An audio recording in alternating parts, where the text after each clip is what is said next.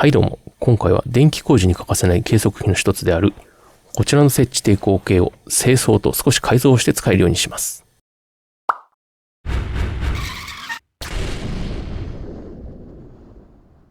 メーカーは横は型番が3235で付属品は本体とケースのみですね。見た目ジャンク通り越してそうですが通電確認済みらしいです。一応2020年頃まで販売はされてたみたいですね。内部構造は違うかもしれませんが。外観を詳しく見ていく前に、設置抵抗計が簡単に何かというと、漏電してしまった際地面に埋設してある電極を通して大地へ電気を逃がすんですが、その電極と大地間の抵抗が高くなってしまうと、漏電遮断機が動かなかったり、感電などの事故が起こるので、その電極と大地間の抵抗を測るものですね。数値としては D 種設置工事で通常100オーム以下、0.5 秒以内に作動する漏電遮断機がある場合は500オーム以下に緩和されるって感じですね。簡単に説明終わったので、外観を見ていきます。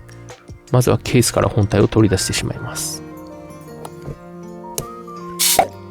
中も結構すごいことになってますね。とりあえずケース。これ破れてますね。説明がありますが、剥がれてしまってます。ケースの裏側にベニヤ板なんですね、これ。時代を感じさせるケースですね。これは使えるかわかりませんが、一応洗っておきます。洗うのはスキップですね。次に本体。本体は全体的に汚れていて、正面にはダイヤル、アナログメーター、スイッチ、ボタン、端子がありますね。外観は汚れています。これ割れてますね。割れは今の部分以外はなさそうですね。そして底面。ネジ2箇所外すと電池ケースがあるはずです。背面の2箇所のネジを外すと電池ケースがありますね。単一4本ですね。外観と比べると綺麗ですね。ケースの裏かなり汚いですね。これを洗えるので洗います。とりあえず一度このまま内部は綺麗なので閉めてしまって、外観を触れるように清掃します。はじめはハケで簡単に払います。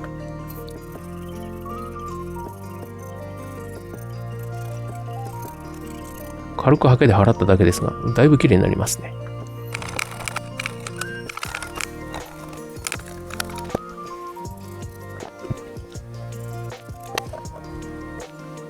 見えにくいですが、2003年に製造されたものみたいですね。水拭きしておきます。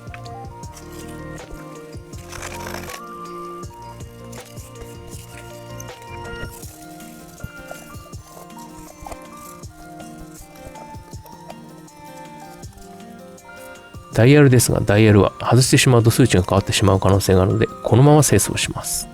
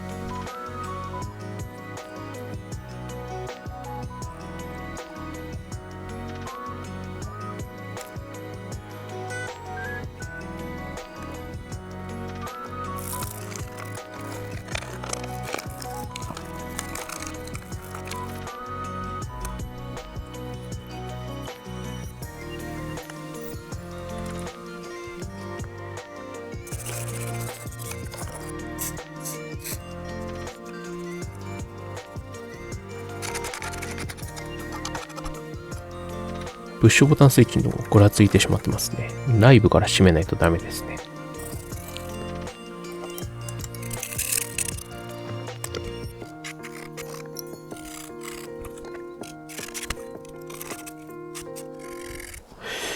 マジか。終わったのはしたな、これな。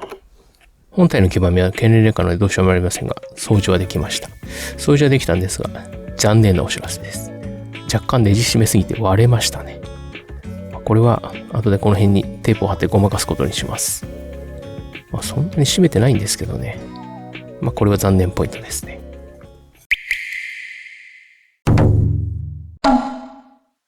背面カバーとカバン洗ってきました。カバン洗ったんですが、ほぼ崩壊状態ですね。この辺剥がれてしまってますし、あと材質が厚紙ですね。厚紙なので、これはダメですね。ということで、このカバンはなしにします。次に背面カバーの修復をしておきます。修復といっても、軽微な割れですね。これぐらいだったらこのままでもいいと思うんですが、やれるだけやっておきます。修復に使うのはこちら、3D ペンですね。これで樹脂を溶かして充填してみようと思います。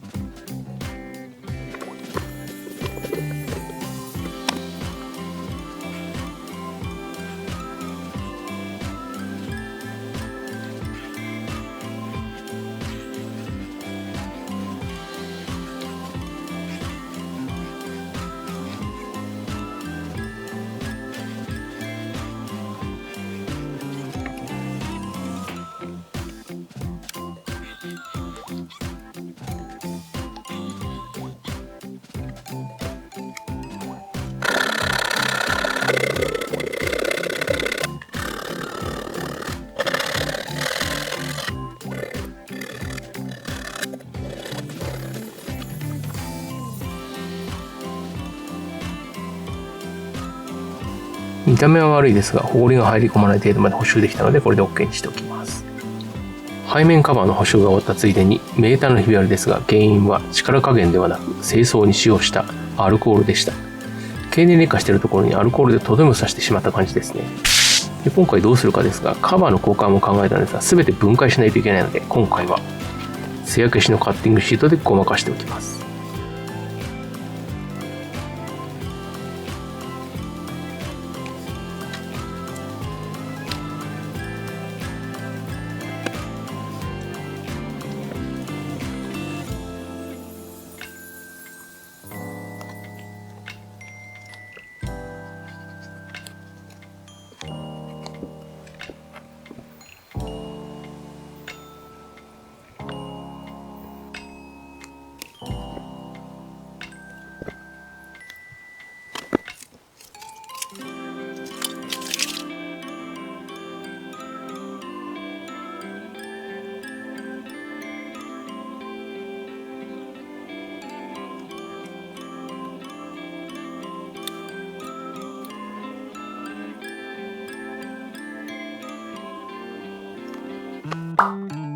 完全にシワなしというわけにはいきませんでした。うまく修復できたと思います。ついでに針のズレを直しておきます。ここまでで本体の清掃と簡単な修復が終わりました。この辺破壊しましたけどね。で、動作確認をしておきたいところなんですが、この状態でできるのはバッテリーチェックぐらいなので、針がバッテリー側に触れるかどうかだけ確認しておきます。使用するのは終わりかけの単一電池です。乾電池を入れたのでバッテリーチェックをしてみます。バッテリーチェックはこのスイッチを B にして押すだけです。押してみます。針触れるので大丈夫ですね。これ通電確認ができたので、今回の少し改造の部分ですね。通常は乾電池で駆動させますが、18650を組み込んでバッテリー駆動と電池駆動の両方でできるようにしてみようと思います。バッテリー化で用意したものは18650のバッテリー専用のホルダー、充電制御基板、超圧基板、6P スイッチですね。2回路入ってるやつです。何気にタミヤ製です。これが一番安かったですね。その他に配線は必要な分だけ用意します。雑な図ですが、接続はこんな感じになります。充電制御基板、18650のバッテリー、小圧基板。これで 6V に上げます。で、内蔵の単一4本。これ 6V ですね。これ本体です。で、バッテリーの回路と乾電池の回路を切り替えてます。で、常に小圧しているとバッテリーが終わってしまうので、オンオフがついています。で、スイッチ2つになってますが、先ほどのスイッチが6ピンなので1つで賄います。こんな感じですね。これがタミヤの 6P スイッチですね。センターオフ、左右でオンになってます。で、まずは、この 6P スイッチと充電端子、制御基板と一緒になっているタイプ C の端子ですね。これをどこにつけるかですね。本体の内部を考慮すると、この辺ですね。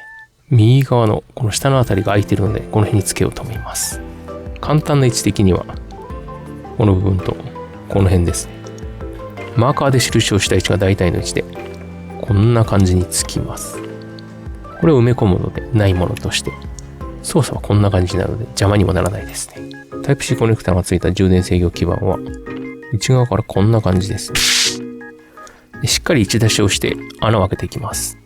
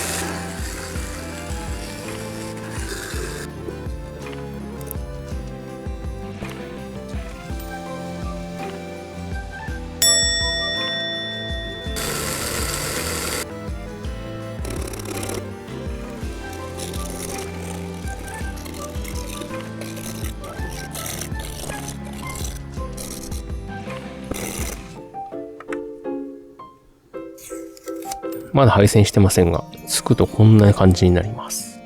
まあそこそこいいと思うんですけどね。次 6P スイッチの穴を開けていきます。大雑把な位置で収集しましたが、この位置がベストですね。ちょうどいい感じの位置になると思います。これで穴を開けます。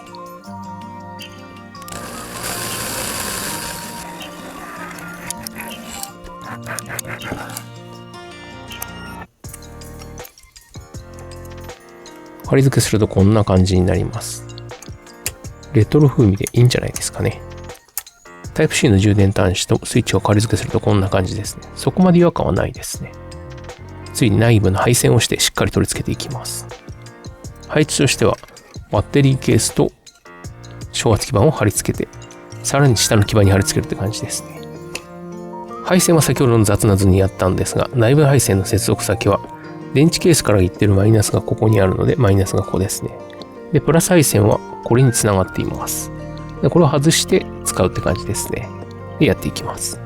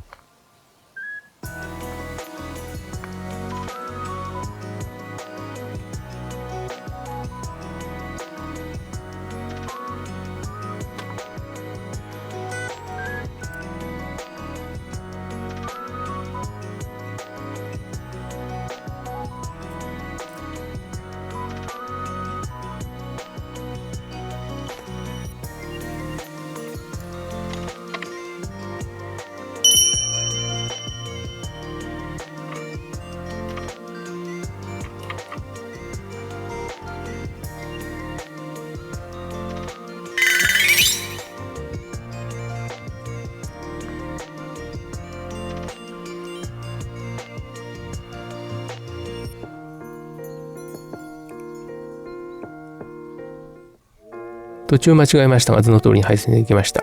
18650の電池ケースから制御基板に入ってスイッチに行きます。で切り替えて小圧回路に行ってもう一回スイッチに入って本体に行きます。単一乾電池はスイッチを介して本体に行くようになっています。で次にこれを組み込んでいきます。貼り付けるだけですね。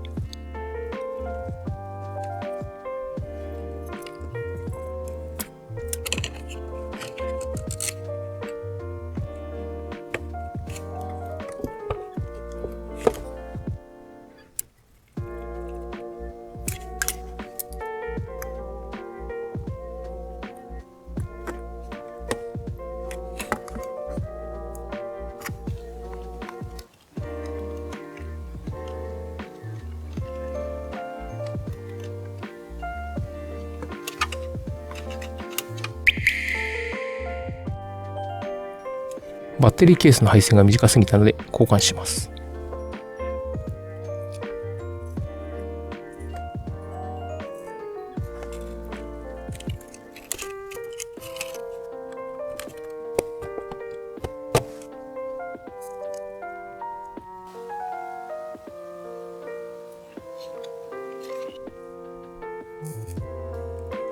配線の配置確認まで終わったので、この状態で動作確認をします。まずは小圧回路からの出力を 5V ぐらいにしておきます。乾電池マックスでも 6V を完全に出力するとは思えないので 5V ぐらいでも大丈夫だと思います。燃えないことを願って。大丈夫ですね。調整していきます。9V になっちゃってますね。本体側には本体のボタンを押さないと流れないので大丈夫です。調整は小圧基板のこのダイヤルネジですね。左、右回し。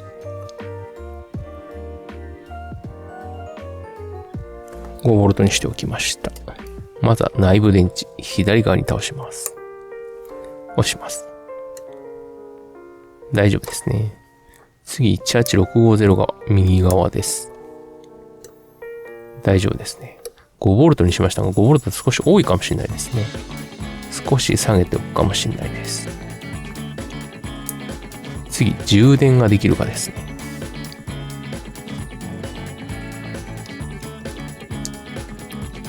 充電できますね。インジケーター光ってます。インジケーター光ってますが、今気づきましたが、中に入れるとインジケーターはわからないですね。隣の辺にインジケーターを見れるようにしようと思います。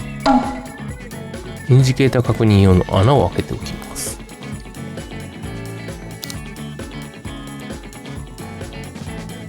この位置に穴を開けます。ただ穴を開けただけだと見にくいかもしれないので、パーツクリーナーのパイプを挿しておきます。ノズルですね。その辺に転がってました。これをつけておきます。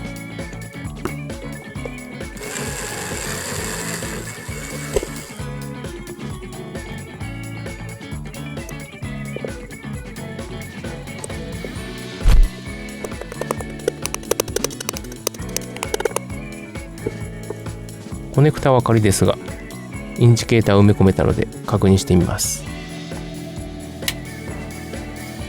大丈夫ですね。で、他すべて取り付けていきます。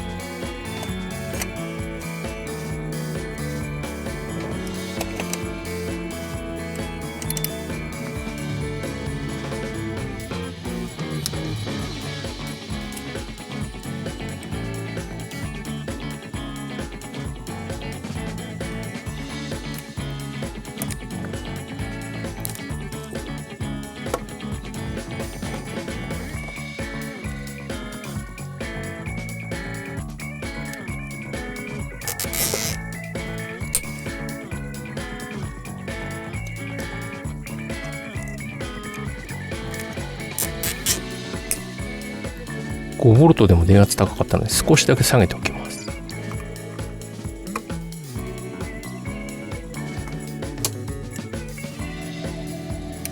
ちょうどよくなりましたね。しっかり取り付けてきたので、ちょい改造最終の動作確認をします。まずは電池ですね。左側電池です。大丈夫ですね。次バッテリー、右側ですね。大丈夫ですね。充電できるか。まあ充電できるんですが、コネクタが耐えられるかですね。大丈夫ですね。光ってます。見にくいですけどね。抜くと消えます。しっかりスイッチとコネクタが取り付けてきたので、バッテリー化のちょい改造は完了しました。完了したんですが、これで終わりになるか終わらないかはまだ分かりません。この単体では動作確認できないんですよね。でまだまだやることがあるので、この動画がここで終わるか続くかですね。終われば次回に続きます。終わらなければそのまま続きます。ということで今回は赤地帝国への清掃とバッテリー駆動のちょい改造をしました。このチャンネルでは今回のような改造や破壊と隠滅、ジャンクイン修理をしています。内容がいいなと思ったらグッドボタン、また見たいと思ったらチャンネル登録お願いします。それではまた。